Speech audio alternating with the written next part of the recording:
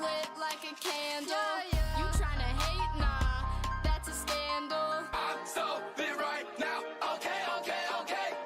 I'm so lit right now, your life is so boring. Why y'all sleeping on me? I can hear you snoring. I'm so lit right now, my phone is always wet. Making vids right now, I'm gonna be the best. Lit up in T-Ville, and in high school.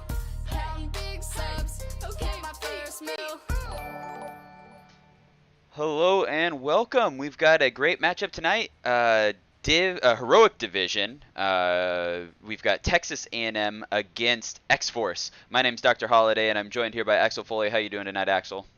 Pretty good. All right. I honestly can say I don't know a whole lot about these teams. I have seen Texas A&M in the past, not only when they were playing in the Heroes of the Dorm, but I've also seen them play in other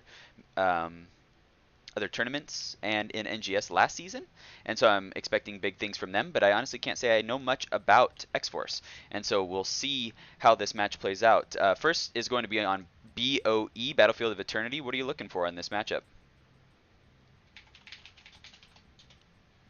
Axel?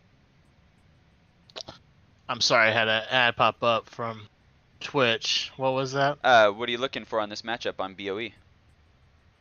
Just a lot of race mostly. I want to see if there's team fights. I want to see lockdowns. So I'm expecting to probably see some type of Blaze or some type of assistant with their solo laners like that. Maybe a Leoric or something.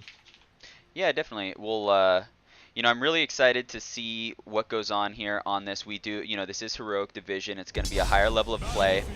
And so I'm really interested to see how these teams, what these teams do, how these teams play, because they are, a higher division of team. They're gonna be a little bit cleaner play, or I expect a little bit cleaner play out of these two teams, because they're in that Heroic Division. And so I'm really excited to see that. It's gonna be my first Heroic Division game, or our first Heroic Division game that we've casted. I want to see what their meta is. Look at that straight out of the gate, the Hanzo ban. I mean, obviously these teams know that Hanzo is really, really strong on this map, just the race potential alone. So, yeah, I think that was a really good ban. And then I also think the Genji was a really good ban. Genji's really good. Like we said just the other day, I've been seeing the Abathur Genji meta on this map for some reason. yeah, there's that. There's also just, like I said, playing at that higher level of gameplay. That Heroic Division is in the mix now, or in this, we're in the Heroic Division here, and so we're going to see higher level Genji.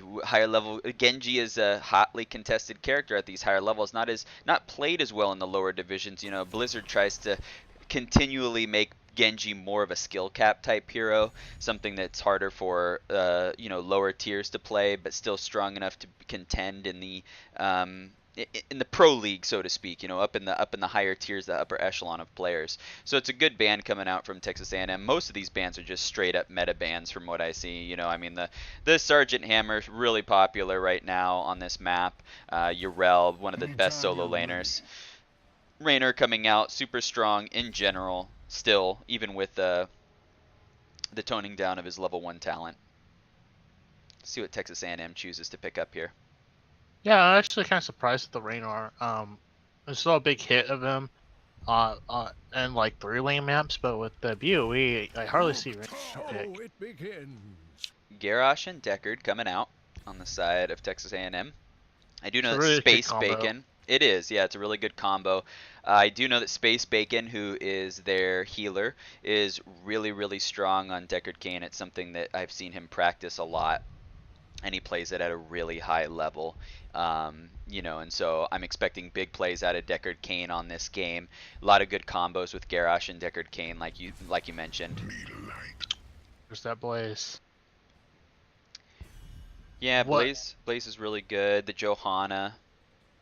What have you seen him use for his level 10 ult for Deckard Cain? I've seen both, but I believe, unless he's changed, I believe he tends to favor the Lornado, but that could have changed. I'm not positive, but I just know that I've seen him play multiple times on that character, and like I said, very, very strong. He's and not to mention, I mean, Deckard Cain is just a strong hero in general. Deckard Cain being the Right. top of the healer meta right now, it's a great pickup. They ban out the Alex Straza to deny that other top support character in the game. Make make them pick something that's a little bit lower tier as far as healers are concerned. Right. Think we'll see a Rhaegar? That seems to be the go-to, you know. That definitely seems to be what we're looking at. And the Jaina Greymane comes out. That's a great like you said, as far as combinations go. Not only are you denying the Jaina from the side of X-Force, because Jaina can really give Garrosh a hard time by making it so that he's slow all the time, unable to get in and get those flips. But now you've got roots and follow-up for the roots with the Jaina and the Greymane. You've also got race potential with Greymane so that you can, race on this Immortal. The wait Not is mentioning all over. the slows from Yeah, Deckard and Jaina. Like, it's exactly. Yeah, Able to it's set gonna up be- that It's gonna be Garrosh. hard. It's gonna be hard in team fights for X Force. Yeah, definitely. So they're gonna have to strike when they battle. They're gonna have to battle quickly. Yeah, and they've got the Malfurion Cassia, so they've got the damage to come out. They've got the extra Johanna for the extra blinds there with Cassia, a little bit of synergy between those two characters. And so I'm expecting to see them try to pull that out. And there's the Leoric, to go into that Blaze. Leoric bullies out Blaze pretty hard, and so I think that's a good pickup there on the side of Texas A&M. Yeah, I'm really surprised that I was able to call both the solo winners to be on this map. Yeah. Yeah, so like X Force has a lot of sustain in their team fight, and Texas A&M has a lot of blow up potential. So it's gonna be an interesting battle between both teams. Yeah. I think it's going to be a good map. Which draft do you like better? I kind of like Texas A&M's blow up comp. Yeah, I like theirs too. I like the combination they've got with the Jaina, Greymane, Deckard, and then Garrosh, of course, to get the tosses in. I think they can follow up and get a lot of kills, like you said. Yeah. I think Leoric was the pick. I mean, they have a lot of slows, and Yeah. I don't know what ult he's gonna use. If he's gonna use March or Tomb, but I've seen both use. I like to see March because there's a lot of close quarters, a lot of choke points, so I could think he could get a lot of potential on this map. Yeah, I have a feeling we're going to see the Tomb, but we will find out. We're going into game one. On the right-hand side, we've got X-Force with Disco on the Blaze. We've got Seki on the Raynor. We've got Basa Basa on Cassia. Fizzy on Johanna. Nova on the Malfurion. On the left-hand side, we've got Texas A&M with Sparky on the Garrosh. We've got Eduardo on Greymane. We've got Coca-Cola on Jaina. Space Bacon on Deckard Cain. And then Mazzano on Leoric. Pretty standard picks from these teams. One interesting thing, we're seeing the charge strikes on Cassia instead of the Q quest at level 1. It's always they're both good. It's just just one of those things interesting to see if he's able to get any value out of that. Yeah. Both teams just jockeying for position here. So Sparky went Warbreaker, so he's just spamming those Groundbreakers to get his quest done. You'll just see a lot of just stuns or attempt to stuns just for the quest. Yeah, definitely. Gonna try to get that quest going, finish it up. Space Bacon opting to go with the Sapphire. The root comes out. Johanna's in there, not too worried about taking too much damage. And Sexy putting out the damage onto Sparky. Seki. Good job by both teams. Up top, Disco's actually winning out this trade, surprisingly.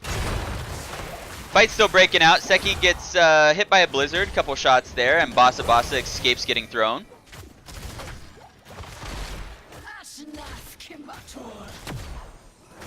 Yeah, the mouth healing with this Raynor is actually really good. I'm seeing the benefit from it. You know, like with Raynor self healing, with mouths, Yeah. sustained healing, it's almost insane. Yeah, I mean, definitely. he got hit by that blizzard a couple of times, and it was like nothing happened. Yeah, still at full health. Yep, right now, like I said, teams are just soaking up. They're not really looking to give too much over to the other team right now. A little bit of a slow start. I think the name of the game in the bottom lane right now is to get a pick so you can get the bottom camp. Yeah. Both teams, like I said, just kind of sitting around. Fizzy camping up in the top. Sparky sniffs it out, gets a toss, throws him out. Johanna gets condemned and slowed, and Basa goes in for a big fend, but Sparky is able to scare him off there with the threat of a toss over the gate. Yeah, Basa was it was a great maneuver by him to get the damage in and bail out of there before Garrosh tossed him. Yeah, I agree. Unstoppable comes out for Johanna, making sure he doesn't get tossed over by Sparky. And teams are going to start on their camps here. Make sure that they start strikes. So, interesting to see that. I actually usually see the Q build for for Cassia. Yeah, exactly.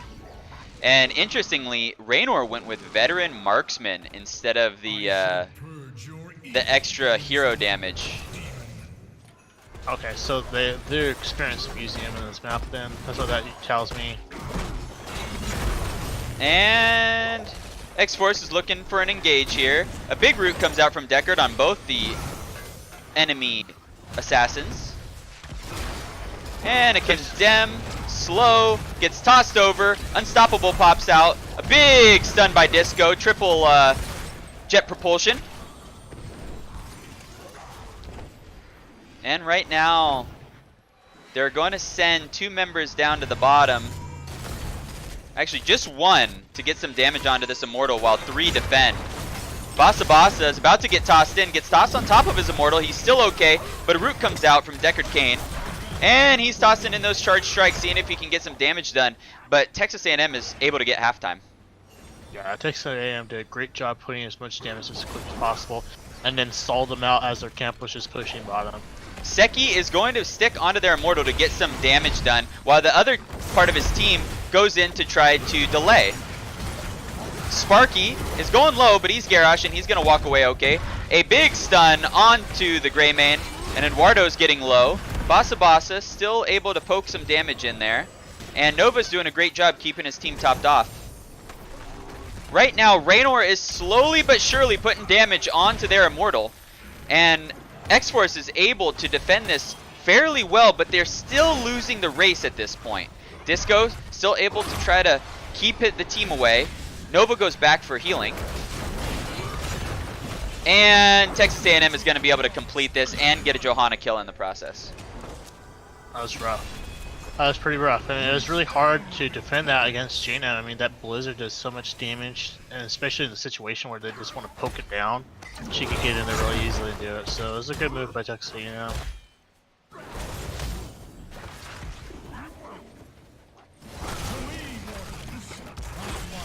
X-Force looking to defend this fort here.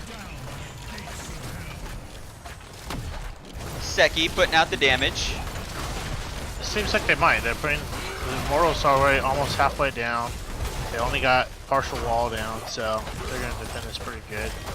Yeah, you know, Raynor seems to be able to burn this thing down pretty well. Plus the Cassia, they've got a lot going for them. Big Root comes out. Only hits 1 member, though. And Basa still tossing spears over at the Garrosh, and Eduardo GL walks away without any problem. Fizzy still wanting to engage, though, really pressuring Texas A&M. Yeah, Cocktail he was comes really up. far up away from his team right there. Yeah, really definitely. surprised Texas A&M didn't capitalize on that a little bit. Not much going on in that solo lane down there. It's pretty Big! easy. Oh, nice job by Seki there to push off the Garrosh, and a big condemn comes on to the enemy team. Seki and Basa are putting out the damage, and Texas A&M is going to be able to walk away there.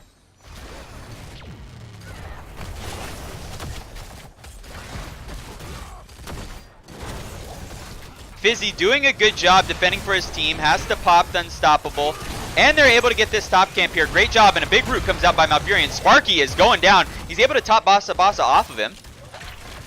Basa Basa is still taking damage here, and Fizzy comes in to help him. Prepare yourselves. I will reach your position shortly. 16 stacks on this veteran marksman. And it looks like the Bruiser camp just spawned for X-Force, so I think they'll be going over there. Pick that up before they start racing. Yeah, I think both teams are gonna get back, take their camps. Looks like they're posturing to try to get a kill on this rotation by Disco. A big swing This from is all by the. himself. He is needs to be all careful. alone. Gets tossed in. He is taking a lot of damage right now. He's gonna get slowed and he's gonna get blown up. Johanna's in there as well. And the Warbreaker comes out. Sparky doing a good job. That seems And- so strange. He had sight of them after he walked in the bush. It was just kind of strange that he continued to walk in. Yeah, I agree. I'm not too sure what was going on there. Maybe he thought his team was closer than they were. I mean, when you're level 10, you could do that because you'll have bunker. Yeah. Oh! And 2 members, 70 health, walking away. Mazzano. Great defense here on the 4v5. Actually, that was a 3v5 there on the side of X-Force. Great job. X-Force rally there. They did a really good job defending. Raynor getting damage out on this Immortal. They're gonna go in. A big fend by the Cassia. And Coca-Cola is getting bullied out by Basa Basa. And Basa Basa gets a kill on Jaina. Blown up by Eduardo GL, though. Great follow-up there to get the secure the kill. Sparky down to 300 health. The potions are coming out, but they're gonna lose 2 more members on the side of Texas A&M. Great defense here by X-Force. Yeah, that was. And Eduardo is not gonna be able to walk out. The jet propulsion stops him, and they're able to secure the kill. Stayed way too long. I think he could have got away with that at a lower tier or lower division, but we see how good these players are in this road division. We can capitalize that. Yeah, X-Force winning that Immortal. Great job. You know, they went in and they took the fight. They knew that Texas A&M was going to hit that level 10 before them. So they went in and they said, we're going to take this fight. And they ended up winning it. It was a risk on their part. They could have easily lost, but they didn't, and it pays off. Now they have the Immortal, they have level 10, and now they're actually up by about a quarter of a level. Just so you know that Lornado and Tomb were the pickups. Oh, a big toss over the wall on Basa Basa, and he's going to get taunted, rooted, and blown up, but he's staying alive longer than I expected, and they're actually going to get the kill onto Greymane. Oh my goodness. Great job there by X-Force. Oh, and the big stun onto Sparky from a Disco there, and Jaina and Space Bacon are going to walk away. The fort goes down on the side of X-Force, or Texas A&M. Wow, that was an incredible fight. I mean, that wave came in just in time with the Immortal. It really saved his life, you know. The fort switched who it was shooting to, switched targets. Yeah. Up top, though, Leoric did get the top fort up here, so he was able to get a counter fort there for them. Able to keep them a little bit closer, but they are still almost a full level down now. And X-Force able to pick up this bottom camp, and they're rotating up top, seeing both teams in opposite areas. Looks like X-Force is going to try to take this top camp up here, this siege camp. Leoric getting caught, but he's able to wraith walk away. He does leave here. He just walks away quietly. X-Force has 13. They're going to look to capitalize on this talent tier advantage. Yeah, this allows them to get any camp they want, basically. A big tomb on Nova. That, oh my goodness! And Jaina blows up Malfurion. Goodbye. Eduardo doing a lot of damage. The big Valkyrie comes in, and Basa Basa is going to go down. A big root coming out from Space Bacon there, and a great fight down a talent tier by Texas A&M. Yeah, that Entomb was really great, but what was more impressive is that follow-up. That follow-up instantly killed Malf. Yeah, the Elemental was out. Jaina got a ton of damage onto that Malf. Completely gone. No more Ice Block at 13 for Malf. So that's what you're going to get there. Yeah, it's unfortunate, you know. I personally didn't see anything wrong with that. I thought it's just he needed that. I will deliver this Yeah. realm from your corruption. Yep, and here we go.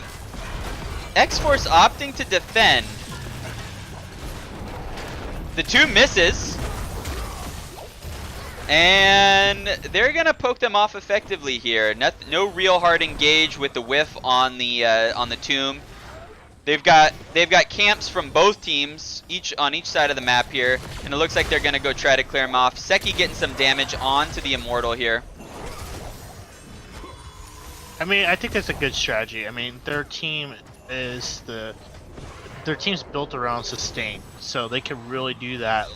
Get that, let their camps do work, put pressure on the enemy team, and pick the fight that they want. They're probably waiting for cooldowns too, so I think when they engage, we're gonna see a lot of ults come out. Yeah, Tomb is up in 3 seconds. I'm expecting a big one coming in here soon. Both teams posturing again with X-Force opting to defend. The Elemental comes out, and a big Lornado and a root from Deckard Cain, and Nova gets put into a tomb, but they're gonna get the kill on Eduardo, and a big pull from the Valkyrie, and Deckard Cain gets blown up. Oh, that engagement was so nice. Unfortunately, they didn't get the benefit from that tomb. Yeah, you know, the tomb was perfect onto the Malfurion, but he used a Twilight Dream, and the rest of the team bullied the rest of their team off, and he was able to survive. It was a great job there by X-Force. Really well played. Yeah. They're just going to keep these members here. 29 stacks on this Veteran Marksman. They've really got a thing going here between the Cassia and the Raynor for some cluster damage. Between the Veteran Marksman and the Charge Strikes, whenever Texas A&M clumps, they've got a lot of damage that can be popped off onto this team. So it really benefits them anytime they get any kind of, anytime that Texas A&M decides to clump up and try to go for a big team fight and swarm onto them. Plus these tiny spaces that are on this map allow for that to really thrive. I really like what they're doing on the side of X-Force.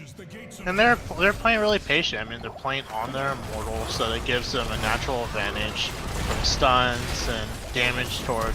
So it was a tough situation that Texas A&M put themselves in. Another whiff on the Entomb. Mazzano has to walk away. Oh, Disco tries to go for the flank but misses, and the Lornado's going to push some people off, and the bunker has to come down for Disco so that he can stay alive. 2 members in, and they're going to get rooted, taunted, blizzard, and blown up. The big Valkyrie onto Jaina comes out, and she's going to ice block. Eduardo trying to get another kill here, but Jaina ends up going down, and the Leoric. Great counterplay there from the side of X-Force, getting 2 kills to 1. The demon's attack has failed, yet we have not seen the end of him. So X-Force was able to get 4 and a keep wall. That's pretty beneficial. Pretty good. I mean, they did lose 1 guy. They didn't lose Blaze. They probably could have got more. But it's not a big deal. Yeah, they got a 2 for 1 though, plus level 16 talent advantage. I think they're happy with what they did there. Yeah, definitely. And they should be.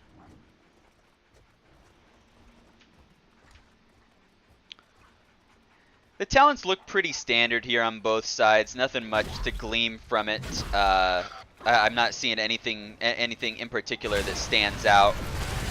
Like I said, the biggest thing that stands out to me is these picks on the side of Cassia and Raynor. I think it's a great combination that they've got going on there. Johanna has been unable to finish the Subdue quest. It's a pretty hard one to finish, but it's still a fine talent to take in that position there. Trying to keep that slow going a little bit extra to clump the enemy team up, because like I said, they want to try to clump the enemy team up. That's where their damage thrives. They've got the ability to really do extra damage from the charge strikes and the veteran marksman when the team is clumped up. On the side of Texas A&M, everything looks pretty standard to me. Unfortunately, Eduardo has not been able to get many Wiz and Duelan stacks because of the deaths.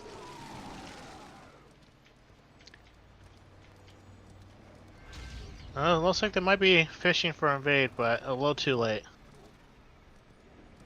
Yeah, Texas A&M going up to clear this top camp up. Repent before my wrath, demon. And they're gonna defend their immortal here. Yeah, you got lucky to have that immortal on their Yeah, side. up top, so- definitely. Yeah. Same thing on the side of X-Force though. They're able to clean up this bottom camp. Both teams just opting to clear the camp, defend their immortal for now, and then they will engage once that is done. Both teams still on really even footing here. You know, this is gonna be a very important engage right here. Both teams on even talent tiers. This one's gonna mean a lot, possibly a keep, depending on who wins this fight. Both teams just posturing around. Mazzano looking for an entomb. Wraith walking around, and Raynor walks away effectively. The taunt comes down onto the. Oh my gosh! A bunker comes down. The Valkyrie misses, but Decker Kane's still gonna go down. So is the. Leoric, and Malfurion goes down on the side of X-Force. Eduardo's still in there trying to make something happen, but he's going to go down. And that's going to be a 4-for-1, a 5-for-1, full team wipe. X-Force walking out on top there. Yeah. And we saw the same type of scenario. I mean, X-Force really stood back. They were waiting for them to engage and then just counter-engage. It makes me wonder if Texas A&M needs to switch up their engagement plans. It's going to be hard now because X-Force is going to get that level 20 talent before them. But prior to that, I wonder if they should just play passive. It's a good question. I think that what's going to happen is if X-Force is able to get a keep here, Texas A&M isn't going to have the luxury of playing passive. So it'll be interesting to see. This is a full shield immortal on the side of X-Force. Oh yeah, definitely not. I mean, it's not only that, but they have X-Force is going to get level 20, so it's going to be impossible to have those. The tomb patients. comes out onto him. He still has bunker available though, and he pops it outside the tomb. Good play there by Disco. They're all over him though, and his team comes down to help him. And the big condemn coming out from the Johanna. A big jet propulsion, stuns 3 members. He's still going to go down though, and the Lornado zones out the rest of his team in that corridor. Great play there by Space Bacon. Yeah, And they're able to get the really kill. fun. It's really going to stifle the attack here on the side of X-Force. But this still is a half-shielded Immortal. Oh, and the Ice Block comes out from Jaina to stop the Valkyrie. Great play there, but Sparky's going down. He's down to 300 health. He's blown up. But Basa also taking a lot of damage from Jaina. And Johanna's in there deep, and they're going to secure this keep, I feel. There they go. They're able to get it. The level 20 talent comes out, and the Indestructible on the side of Johanna. And she's going to walk away. Wow. Great play. Great job there. Level 20 talent snapped in the Indestructible on Johanna and able to walk away there. That was impressive. I mean, that was a good cover. So, and I would consider that really good defense from Texas A&M. That was really Yeah, good. definitely. They're going to lose to keep no matter what. Yep. But they didn't lose too much. I mean, they only had 1 death, and Yeah. they put a lot of pressure on X-Force. I agree, definitely. Even though X-Force seems to be winning these fights a lot more, you know, they're up 16 to 8 kills, it doesn't feel like the game is over. It still feels like anybody could win this game. It's just dependent upon how these next fights go. You know, there can be a huge recovery on the side of Texas A&M if they're able to just soak to 20. You know, they're smartly giving this up. They know that they cannot contend with this fort. Their enemy has level 20. And so I think they're doing the smart thing right now. They obviously know what they're doing. I like this level of play here in the Heroic Division. You know, you don't see this this kind of thing in all the divisions, and so it's really nice to see here. Yeah, I agree. They're doing the things they can. But this is I think this is gonna all depend on one team fight. Yeah. You know? It's like, Big damage coming out onto this keep. They're gonna get a double keep here. The 2 misses again, unfortunately. But a big root on to Johanna. Valkyrie catches the Greymane, and a big Twilight Dream comes out onto multiple members. That was a 5-man Twilight Dream. And the toss on Space Bacon to get him out. But that is going to hurt, and that's going to be game, I think. X-Force going in for the win right here. Great play there by X-Force to finish out this game. I think that is going to be GG. Yeah, X-Force did a wonderful job in all their team fights. They're able to basically control where they want to pick the team fight. They retreat it just for the right time, and then everybody execute a attack right at the right moment. So as soon as they retreat it, got their enemy, got Texas A&M to the right position that they want to take the fight at, then you see them just all do their attacks, the focus fires, and just won every team fight. It was really impressive to see that. Yeah, definitely. I think it was really well played by both teams. But you know, in the end, those level 20 talents, you know, that amazing Twilight Dream by Nova there, that 5-man Twilight Dream shut down the attack and the dive on the side of Texas A&M. They just weren't able to get anything going because of what X-Force had for them. Yeah. All right. Next map is the pick by X-Force. We're going to be going to Infernal Shrines. So let me get this map set up here. Yeah, Inferno Shrines is going to be pretty interesting. I'm kind of curious if they're going to let Diablo through. I mean, it's a Diablo map. I'm not sure if they're going to play Garrosh. I wonder if they're going to try to do a Murden or something like that. And I also wonder if we're going to see Dahaka this time around. I think Dahaka is really good at this map. Could do a lot of. He could be really beneficial because of his silence, of his tongues. So team fights with Dahaka is just wonderful. Yeah, I'm interested to see what these teams pick. You know, I'm interested to see if we see any change up in the supports. You know, Alex Straza got banned out last time. I wonder if they'll take her at a higher priority on this map, either team. Or if she's going to get banned out in the first phase. She is really strong on this map. That Blaze was really strong on the side of X-Force. This is another map where Blaze can really make a big impact, and so I'm interested to see if they keep that character here, if Texas A&M decides to allow Blaze to go through. Yeah, we'll see how much value Texas A&M puts that Blaze at compared to a damage dealer ban.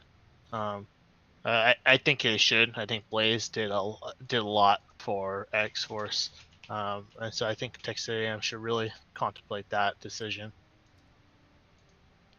Yeah, we've got both teams in the lobby here. Looks like everybody is good to go. Let me just check to see if everybody's ready.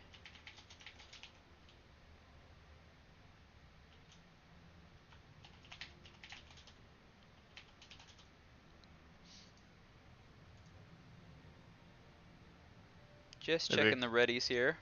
Maybe they're taking a quick bio break there. Yeah, it's definitely possible. All right. Yep. Just get the okay. We are gonna go. Not much going on in the chat. You guys are kind of quiet out there. Feel free to chat us up, ask us questions, make comments. We'll read them out loud.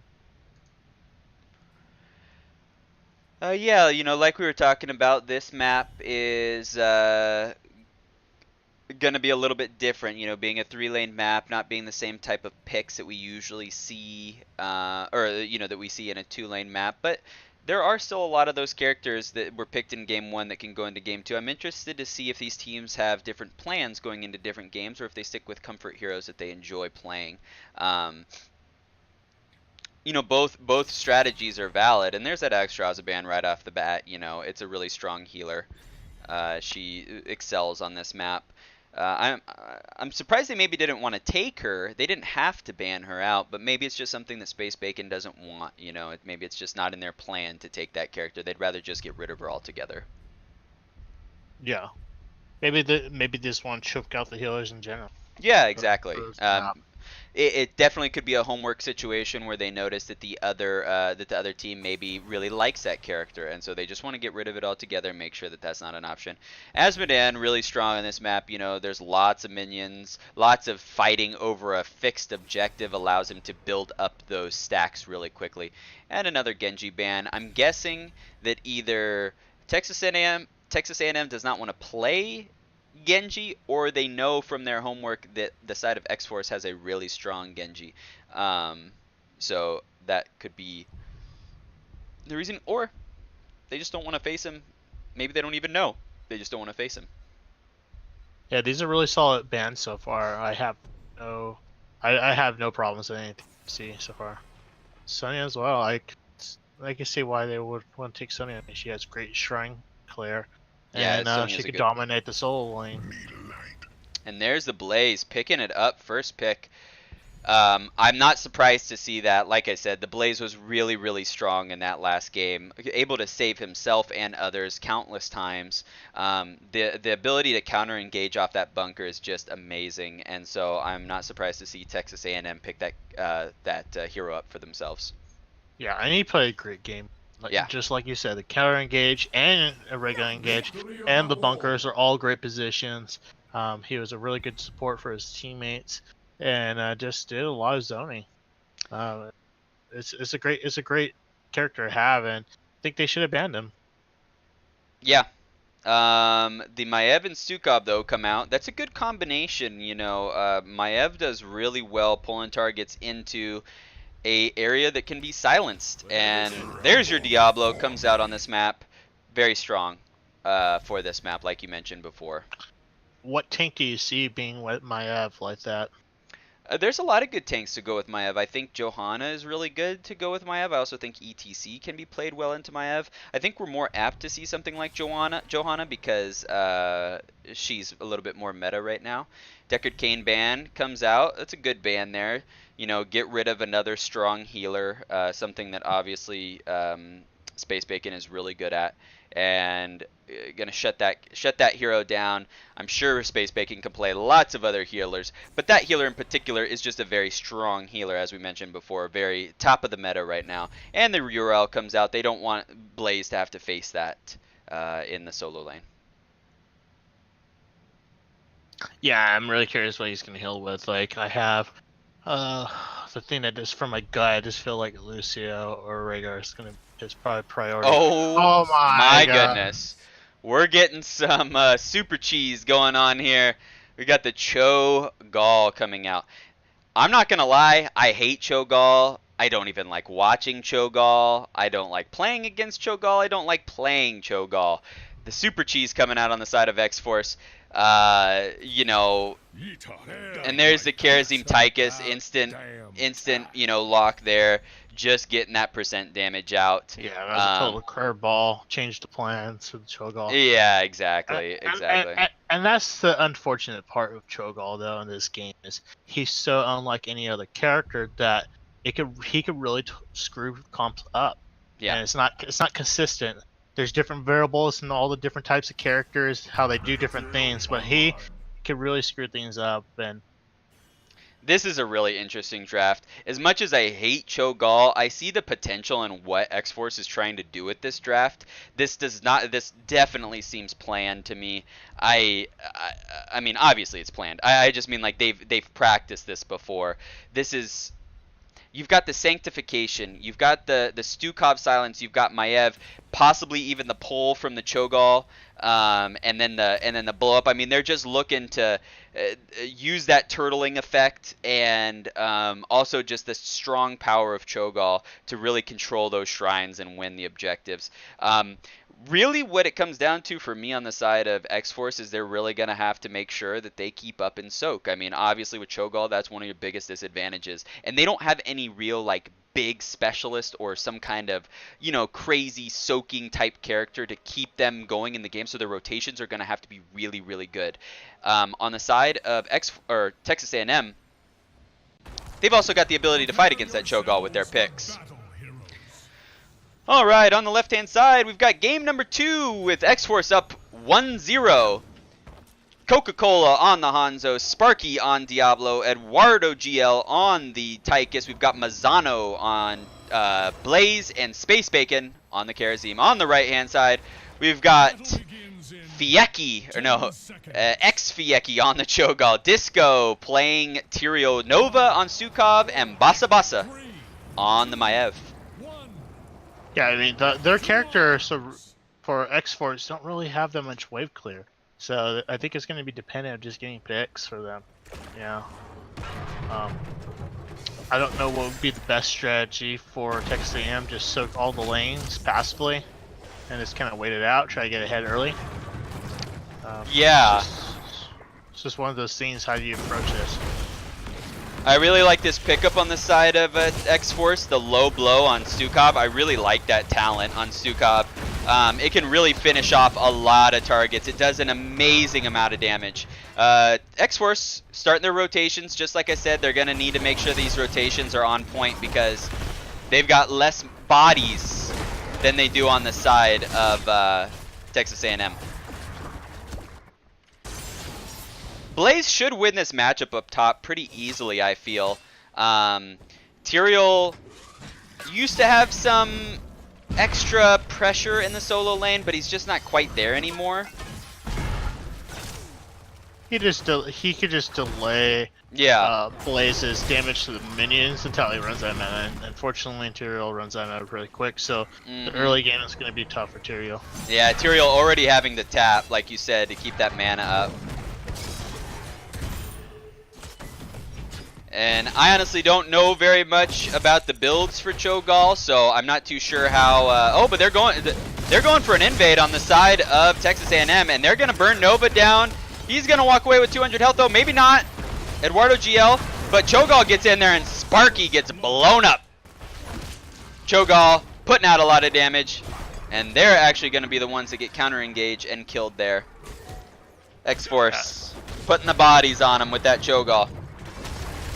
It seemed to me there might have been a little bit of miscommunication because I saw Eduardo shooting a different target where he should have been on that Cho'Gall the whole time in the fight.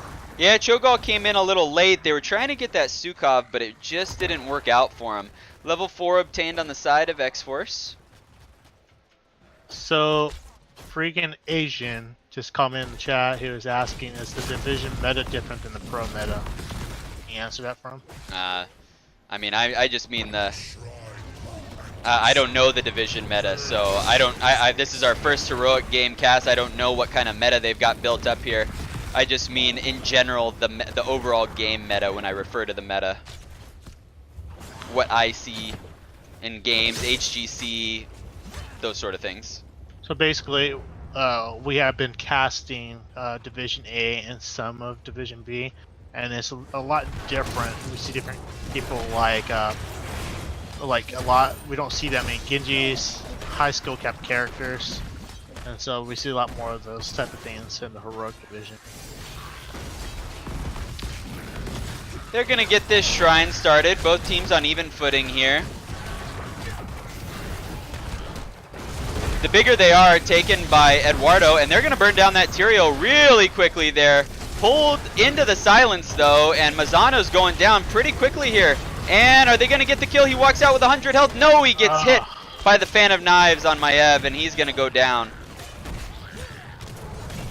He just couldn't see the little circle. If he would have just moved down, he would have survived. Bigger they are, taken by Tychus. This is gonna help burn down the Cho'Gall really quickly. See how fast he gets burned down there. Great job by Eduardo. But Basa Basa continuing to harass while the enemy team goes after that Cho'Gall. And it looks like this shrine is gonna go over to X-Force.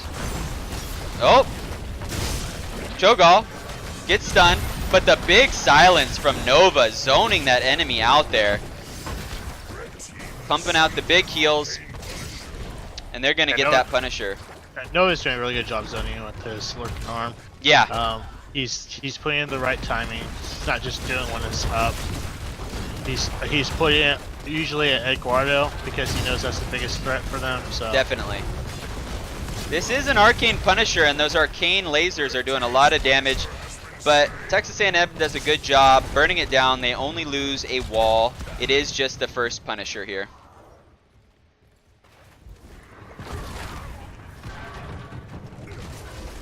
X-Force up a talent tier, just briefly though. They will be, Texas A&M will be getting level 7 here very, very soon.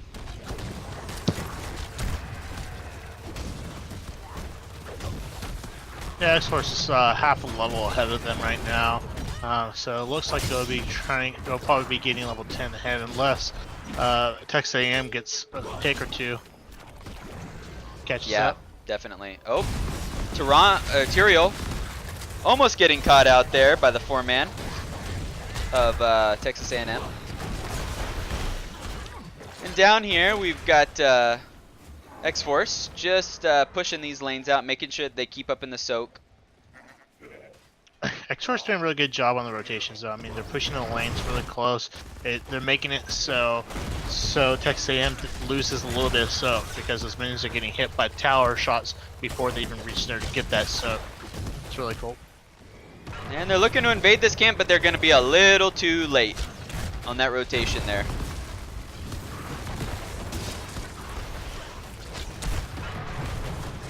Here we go. Teams are clearing up this lane down here. X-Force clearing up this siege camp. Texas A&M looking to try to get either a pick or continue to get that soak. A little bit of a skirmish coming out here.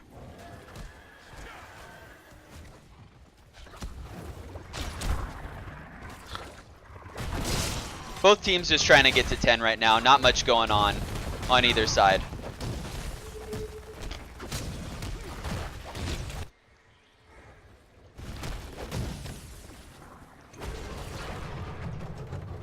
It's a right now. They're just waiting for the shrine. It seems like nobody's aggressive.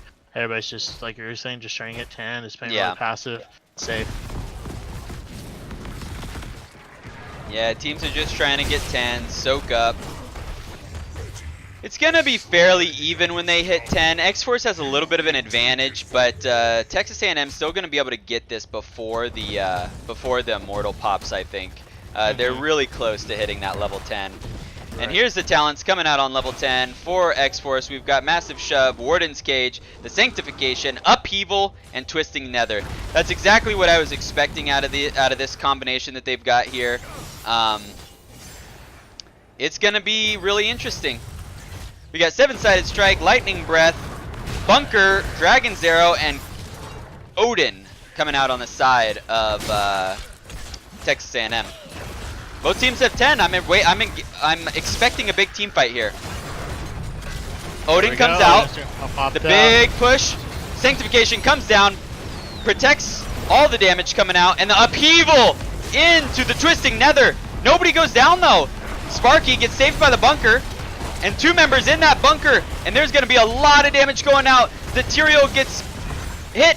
Space Bacon going down. He does get the kill onto the Tyrael, and he's not going to be able to walk away. The trait value coming out from Tyrael, blowing up the Blaze there. And look at the Cho'Gall. Full health right now. Oh my goodness, Coca-Cola getting just burnt down by all the mayhem that is Cho'Gall. We got Sparky coming in, possibly. Nope, decides not to. He lost his, oh, John Cena jumps over the wall. Yeah, he lost his souls, but it's not a big deal right now. Luckily, they're not going to put, X-Force is not going to put any more pressure with this Immortal. That's good. That's good for Texas A&M. Yeah, they weren't really able to, you know, a lot of their teammates were down, so great job by Texas A&M just clearing that up, only losing a wall. But X-Force is going up here. They're going to try to get some damage onto this fort. The pings for danger are coming out though. And Tyrael is deep on this fort up here, and he's actually going to get a clear. Oh, no. That keep is got 403 health on it. Yeah, Disco was playing cuss. He wants to do it. He wants to get it. And Blaze is just letting him. Yep. There's not really much he could do there. And they've got 4 members down here. X-Force not looking to take this just yet, but Cho'Gall goes in for the flank, and he's not committing to it yet, though. Basa goes in, gets the Warden's Cage, the Twisting Nether comes out, and Tychus gets blown up. And they're chasing him down, seeing if they can get another kill. Coca-Cola pushing out the damage, though. Manzano gets a great jet propulsion there. Gets tethered, though. He still has bunker up, and he pops it. Sparky down. He is going to be blown up by the Cho'Gall there. The silence coming out from Nova. And they're going to walk away there. 2 kills to none on the side of X-Force. And X-Force gets level 13. They have talent advantage. Pretty good one, 13 and 16, probably the biggest spikes in the game. And they're gonna take this fort Yeah. and the camp. And probably the bottom camp too, so they're taking, X-Force is taking full control of this game. Yeah, they're taking full control of the map, full control of the game right now. We'll see if Texas A&M can bring this back. Like I said, you know, same as the last game, they're still in this game, you know, fairly evenly. They're only down about a level right now, so they can still win this. So Diablo has 42 souls. This is still a little tough for him to fight right now. They tried to go for an engage there. They did steal the camp, but they weren't able to secure any kills, unfortunately, with that unmatched team fight that they tried to force. Right.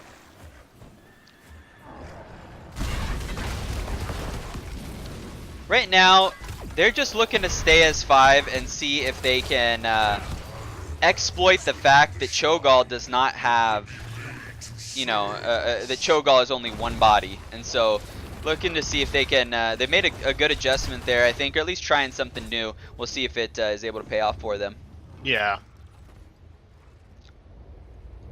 Some mortals popping up here. Big wave pushing in. Both teams rushing up. It looks like they're going to go for their camps. No, they're opting to not go for their camp. X-Force is going to get their camp going. They're just going to clear this lane up. Get the XP.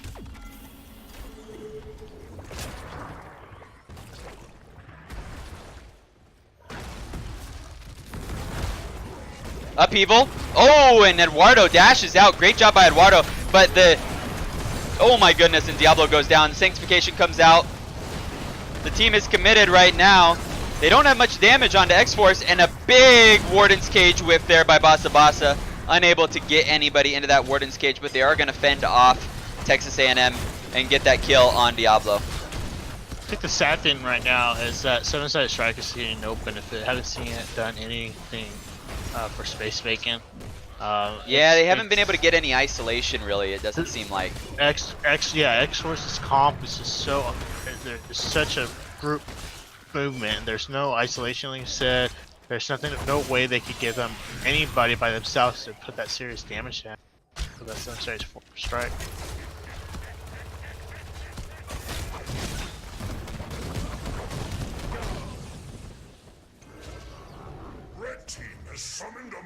Trying to get some consolation prize there on the side of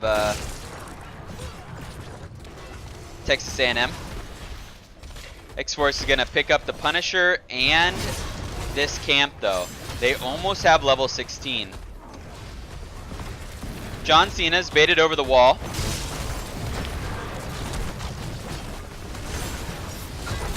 Just trying to clear up this wall right now, and let's see if they go for an engage afterwards. They have all of their ults up except for Sanctification and Warden's Cage, so Cho'Gall's got the combination up. John Cena jumps in. They're going to defend this keep. Upheaval comes in, gets Hanzo. Coca-Cola dives out. Great job by Coca-Cola to dive over that fort. The unstoppable lightning breath comes out. We've got Sanctification popped. Great job zoning the team. Oh my goodness. They're running for their lives right now. X-Force is being pressured down. The Warden's Cage comes out. They pull the enemy team into that silence by Sukhov. Great job by Basa Basa on the Maev there, pulling them into that Warden's Cage. Almost turned that fight there. They do have level 16. But both teams walk away. No kills on either side. No keep lost either. Great job there by Texas A&M. That was probably one of the biggest uneventful fights there ever was. It was so crazy, like something would happen, but as you just said, nobody died. Yeah. A lot of ults were used, not a lot of results. You know, not a lot of kills, I guess I should say. But, you know, great job by both teams staying alive, and also great job by Texas A&M keeping their keep alive. Yeah. I think on the side of Texas A&M, they're looking to get 16 and hopefully take a fight so that they can get an advantage. Maev scoping out this fort or this this camp here. They almost have level 16. Very, very close.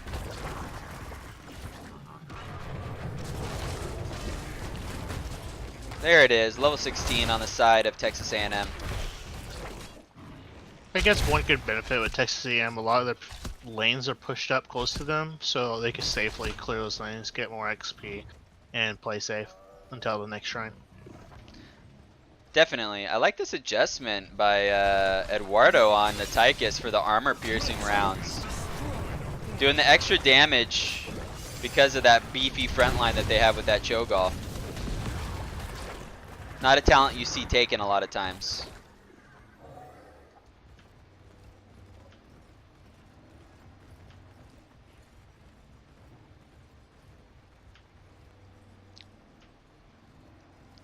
Not much to do on the map on the side of X-Force. Looking to get this camp here.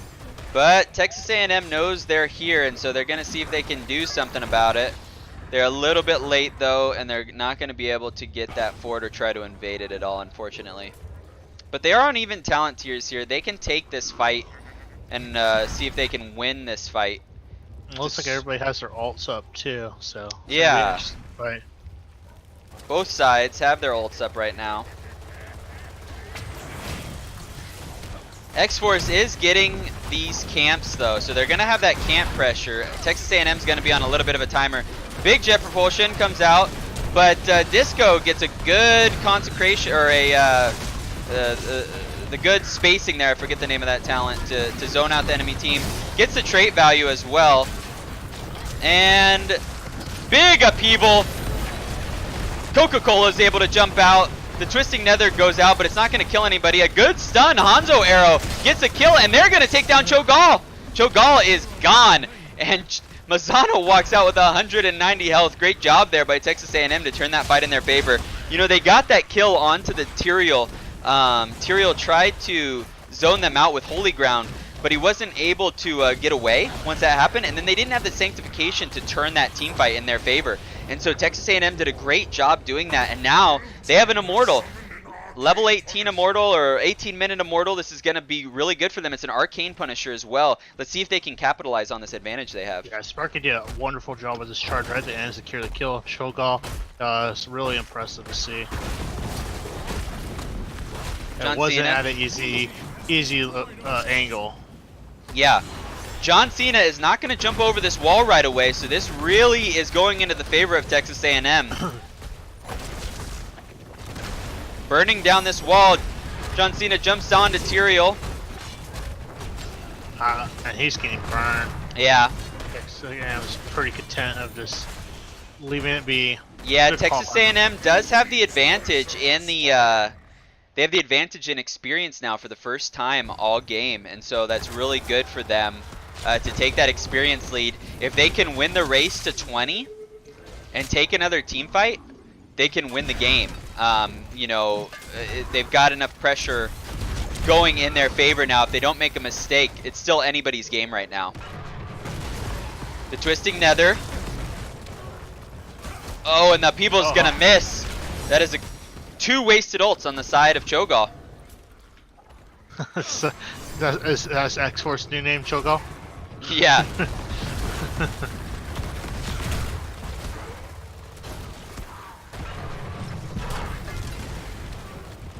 Cho'Gall does have the orb that silences, though. That thing can be a pain in the neck. Extremely dangerous. Yeah, they're going to be able to push this fort down, though, it looks like. They noticed that Tyrael's mid, trying to clear up that camp, so this is a 5v4, essentially. Yeah, Texas A&M did a really good job keeping them there until Tyrael realized what was going on mid lane, so he went back to protect the keep.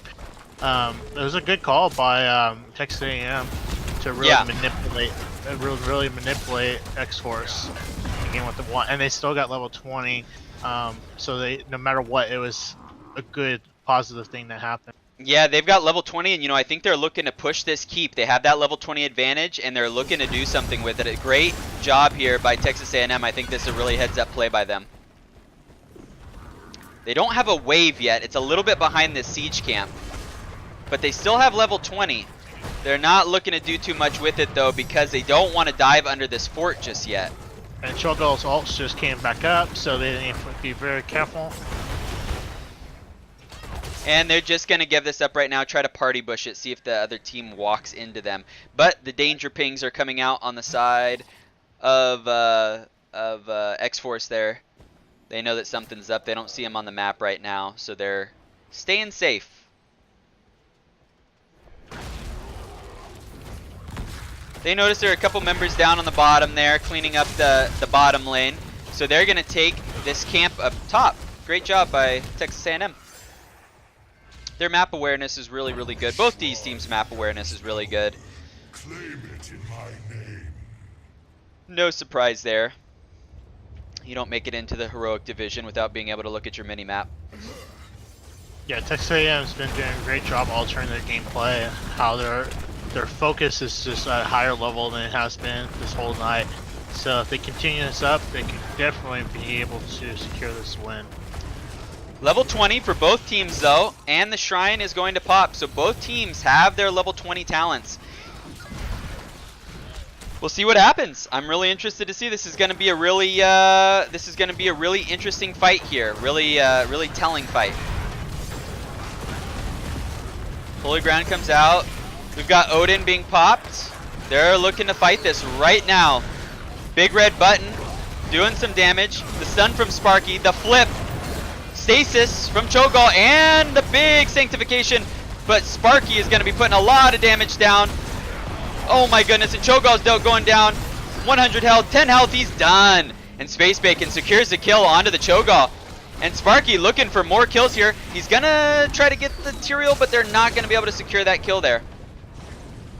Odin getting a lot of value there. Great job by Texas A&M. Yeah, that's a really good move. I think if they would have had a wave down there, they would have been able to secure those extra kills, but unfortunately they didn't have it. Cho'Gall did take a level 20 talent though that allows him to cut his death timer in half. Seems like a really OP talent if you ask me, but yeah, I think Blizzard was probably smoking some medical marijuana when they designed that feature. it's very possible.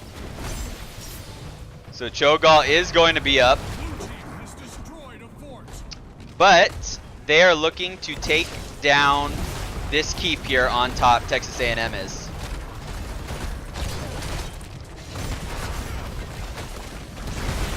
They're putting the pressure on.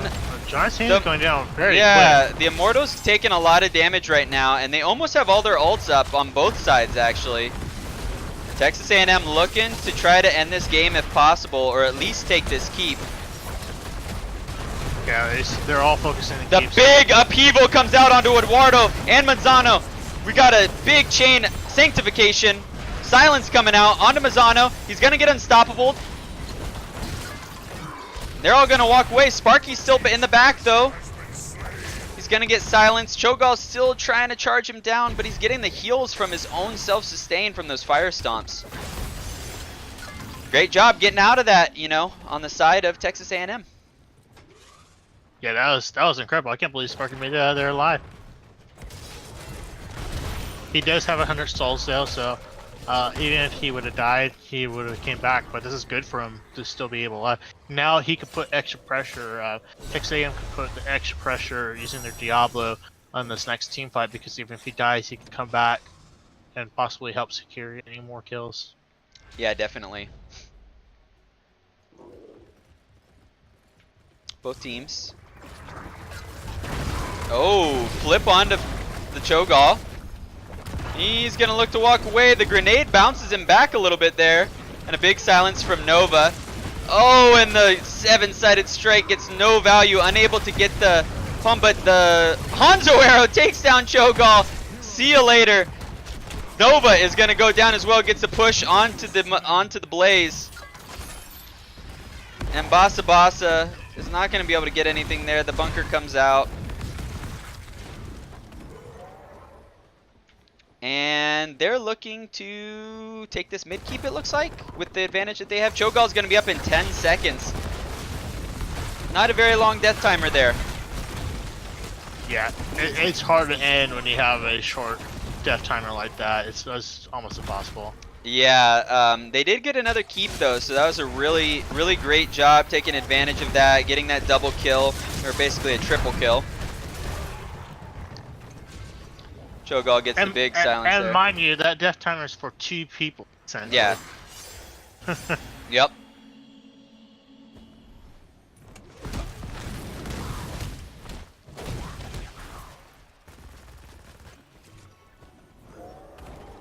So Diablo took Lord of Terror. You hardly see this, but it makes sense because of the Cho'Gall play.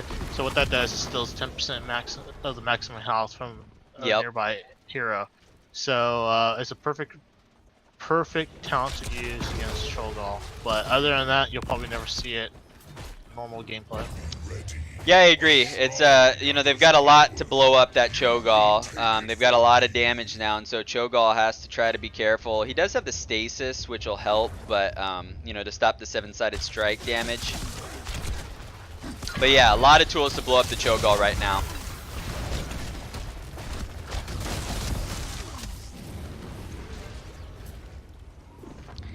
And we are approaching 27 minutes on this game. Long drawn out game. Oh, and a big stun from Diablo. Unable to get the flip because of the Warden's Vault. Eduardo putting out the big red button.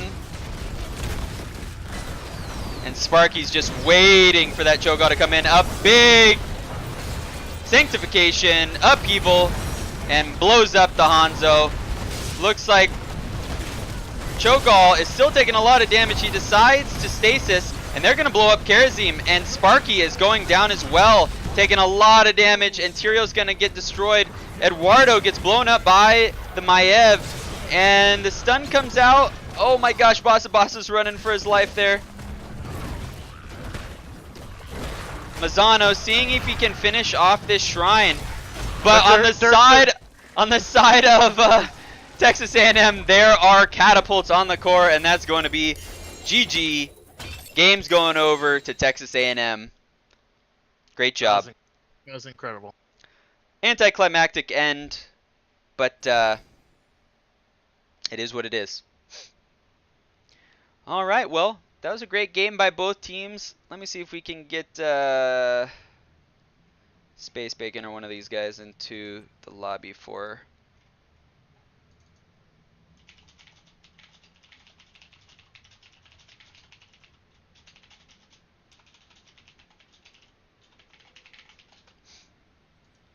See if we can get him into the lobby for a short interview here before we end. Let's go into lobby 1. All right. Yeah, great game by both teams. You know, like I said, I'm not a big fan of the Cho'Gall myself, but you know, they had a strat.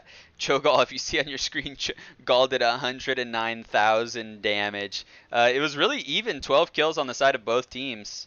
But you know, it's they were able to walk away with it. You know, they did a great job playing the macro game against Cho'Gall. That's how you beat Cho'Gall. You know, it's going to be hard to take him down or really win through team fights. But yeah, it was a great game by both teams. And we are joined here by Space Bacon. How's it going, Space Bacon? Hi, it's going good. Actually, you got Space Bacon and Sparky right now. Oh, very good. How you guys feeling after that? Feeling pretty good. That's I think that's the first time we beat a Cho'Gall on stream. In the past, we've had not too great luck when a team pulls out Cho'Gall and there's people watching. Yeah, you know, we were saying in the cast, it's not my favorite hero to watch or play against or play as. So I gotta say I was happy to see you guys win that one. But in game 1, you know, what happened there? You guys had a good comp. It looked like it had a great strategy that you guys had, and you had a lot of good engages. But you guys just weren't able to pull out the win there, unfortunately. What happened there in game 1? A lot of stuff went very wrong. Like we made a lot of mistakes, and we were sort of late to a lot of things.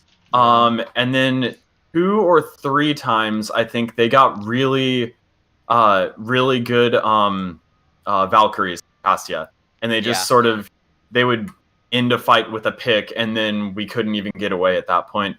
And then Sparky, Bunker our seemed tank to get a lot of player, value too. yeah, Bunker got a lot of value, and then our tank player was having a really unpleasant time versus the Banshee. Yeah, and Jimmy Cassia. Like I couldn't even really walk up without almost dying. Yeah. Definitely. Well, game 2, you guys turned it around though. You know, you guys played. Walk us through your strategy for playing against Cho'Gall, and how you guys were able to basically win with the minions there at the end. That wasn't planned. We were like, oh god, we've lost. Yeah, and then Alex was like, wait, guys, look at the core, and there's 2 camps and like 6. Yeah, in the past we've tried to win team fights, so this time we tried to lose team fights versus Cho'Gall. We feel like that's really the secret. Mm-hmm. But more realistically, like we played aggressively early on to try to take advantage of the Cho'Gall, and that kind of backfired on us on one of their camps, because we almost got the Stukov, and then we sort of committed really hard for that, and Cho'Gall got a lot of value in that fight. Like he was able to hit his ball on a lot of people. And then later on, we were looking to not throw 7-sided or fire breath into a Sanct. Like we were really mostly worried about the Sanct, and then also trying to allow our Tychus to play up enough that he could like hit things, but not be within range of the upheaval or Maiev pulls into the Warden's cage plus the Stukov silence. We were really just trying to enable our DPS without like putting them in a position where they were just killed. Yeah, and like the way Infernal Shrines worked would be they never got more than a wall off the early Immortals or the Punisher. Sorry. Yeah. But then like whenever we got a Punisher, they had nearly no Punisher clear. So we'd be able to. So we got like a lot more off of our late game Punishers, and they didn't get anything off the early game ones. Like even going in to when they were 2 Punishers to 0 on us, we were even in XP. Definitely. Yeah, it was a great game by you guys, and one thing I noticed is you taking out the Tyrael really gave you the advantage in the team fight because they weren't able to get that sanctification out, and that was one of the team fights you guys won for one of the Immortals. So great job by you guys. Congratulations. You have any questions for them, Axel? I think you guys answered most of what I was going to ask, but I guess what the main thing I was curious about is on this last game in Infernal Shrines, you guys were getting punished a lot. I mean, you guys were dying. They were kind of out-rotating you, and then there was just a certain moment of time where you guys rallied, and you guys really took control of the game. Everything changed between your rotations and your team fights. I think you guys were continuously involving your team fights. I was just curious how your comms were in game while this was developing. Was it like extreme? Was it kind of calm? Like, can you paint us a picture of how that was? The comms were really I'd say they developed throughout the game, like where you saw we sort of rallied. A lot of it was figuring out how to play up against Cho'Gall, and at one point we would I think one of the fights that we lost mainly because the upheaval hit only our tank. Yeah, and I just got Stukov pulled and I died before I could do anything. Yeah, and then later on we were playing better about like if someone's gonna get hit, we're gonna let both the front line get hit by it so that we have the bunker in there to help save whoever they get picked. And then also just again cleansing touch, pretty nice. Mm-hmm. I love having 3 cleanses. And then other than that, just really making sure that we didn't let people get isolated. Awesome. Well, congratulations to you guys again on the draw. Any shout outs for you guys before I let you go? I guess no shout outs. I guess just thank our team, thank all the guys. We've had kind of a rough night with losing some other games, but this win felt really good. Good. Well, I'm glad to hear it. Congratulations again, and it was nice casting you guys. So I hope to do it again in the future. Yeah, thanks for casting. Yep. Have a good one. You too. All right, that's going to do it for us tonight, guys. Thanks a lot for joining me, Axel. Look forward to another round of NGS. Tonight is the last night for round 1. Round 2 starts tomorrow, and so we're looking for a whole new set of NGS games going into round 2. Look forward to seeing you guys soon. Good night. Yo, Paige, wake up! I'm coming to get you right now. We're getting Taco Bell. I'm so lit. Get up! Paige, get up because I'm so lit right now. Okay. I'm so lit right now. Your life is so boring. Why y'all sleeping on me? I can hear you snoring. I'm so lit right now. My phone is always wet. Making bids right now. I'm gonna be the best. Lit up in T-Bill and in high school. Counting big subs. Okay, my first meal. All the boys go crazy.